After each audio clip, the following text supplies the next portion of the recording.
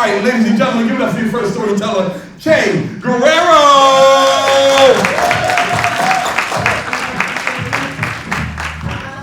Hey, thank you so much. Yeah, so I grew up in the hood. And when you grow up in the hood, you know, heroes come in very unconventional forms. Like for the Jamaica, Queens community that I grew up in, for us there was no bigger hero, no better known hero than 50 Cent.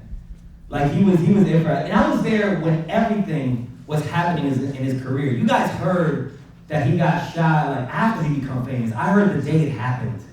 That's some intel, you know? Somebody came up and said, hey, you know the rapper 50, he got shot 9 times and he lived. And I was like, what is he, the Terminator? Like it was just amazing for us. You know, and seeing someone like, look, I grew up without a lot of male figures. I really grew up in a rough part of Queens. So I didn't see a lot of people like have upward mobility like that. So 50 was someone who was like a drug dealer, then he became a rapper, and then he became like, you know, well known. So I really looked up to that, especially for the fact that he used to be a drug dealer because he couldn't find conventional jobs, he became a rapper. I was also an outlaw like him. I am sort of still undocumented, you know, so I was hella undocumented then, I'm kind of undocumented now, but back then I was hella undocumented. You know, and just like 50, you know, having a problem with the law, I couldn't get a conventional job, so I was like, oh, I gotta think outside the box like 50 did. So I can't rap, I can't put 2 words together to save my life, but I became a comedian, a stand-up comedian, that's what I did. And it felt like, honestly, my whole comedy career felt like hip-hop. You know, like I had to do open mics, I had to do battles, they're called roasts, but they're still battles. You know, and even when I made my first album, it was so hip-hop. Like, I rented my own place, I got everybody in there, I recorded everything myself, you know, I edited, I made the graphics for it, and then the most hip-hop thing I did was to get airplay, right? I actually got my own track on the radio, but it was very cool the way I did it. Like, I knew a friend who was working for XM Satellite Radio, and I told him to meet me at a bar. And when I walked in, he was at the end of the bar, and I just went up to that bar and I just slid my album across the bar, right into his hands. I don't know if you guys picture a cassette tape, but it was more recent than that, so it was a digital download card. You know, and I was afraid it wasn't gonna make it all the way down the bar, but the bartender had just wiped down the bar, so it was slide sitting for that card. Right into his hand. My buddy goes, what's this? I was like, it's my album, play for your bosses. And they did, they played it for their bosses, and they got on XM Satellite Radio. Oh, right. Yeah. I mean, thank you.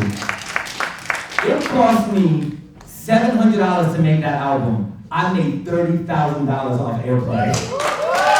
Fucking hip-hop! That's hip-hop. And the entire time I'm going through my comedy career, I'm just going like, go shorty. It's your birthday. Just 50 in my head the entire time by like, yo, he showed me the blueprint, yo. Don't give up on yourself. You know, rappers are everything to people from the hood. You know, they're a motivational speaker, they're a therapist, sometimes they're a financial advisor. You shouldn't do that, but they're in there with you. And then one day I get a call after being in comedy for so long, I'm finally gonna get my first ever TV appearance. I'm gonna be on TV in front of a national audience, and I go, what show am I gonna be on? And they go, 50 Central on BET. I was like, I didn't even know he was doing comedy, bro, right? But this is amazing, like the guy who inspired me, I'm actually gonna like go do my own comedy for him? Like that's amazing. So I rehearsed that set over and over and over. I went over that set almost 40 times, and I wrote jokes about being from Queens and being undocumented in Queens. So I feel like I could relate, like he would relate to me when he saw me do it. And the day comes, and they always tell you don't meet your heroes, you know? They say don't meet your heroes.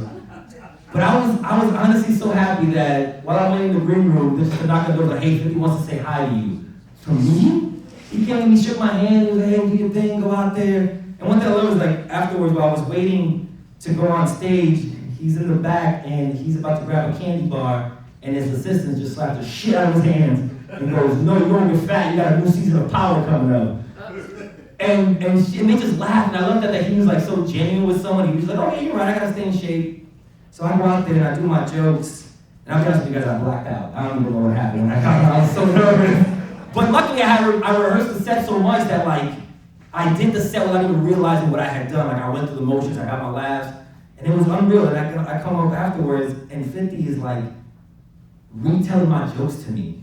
He was like, oh, I love that line we did about like, first time he saw Pavement, like he was like, oh, this is amazing, because I go from the third world country. He was reciting my jokes, and I'm like, are you kidding me? I want to recite your lines to you, like this is amazing. And then afterwards, he was like, you want to take a picture? He asked me if I wanted to take a picture. And I was like, why are you being so nice? Like, and I took a picture, and I still have it. I actually have it framed it on my wall. And every time I look at that picture, I'm like, yo, those are 2 kids from Jamaica, Queens.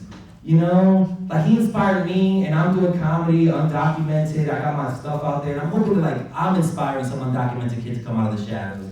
And it was just so unreal that actually happened. And sometimes I forget about it, but every once in a while I do get a check from that performance. My last check was for $5.62. It's not much, but it's my dream. Hey, thank you guys so much.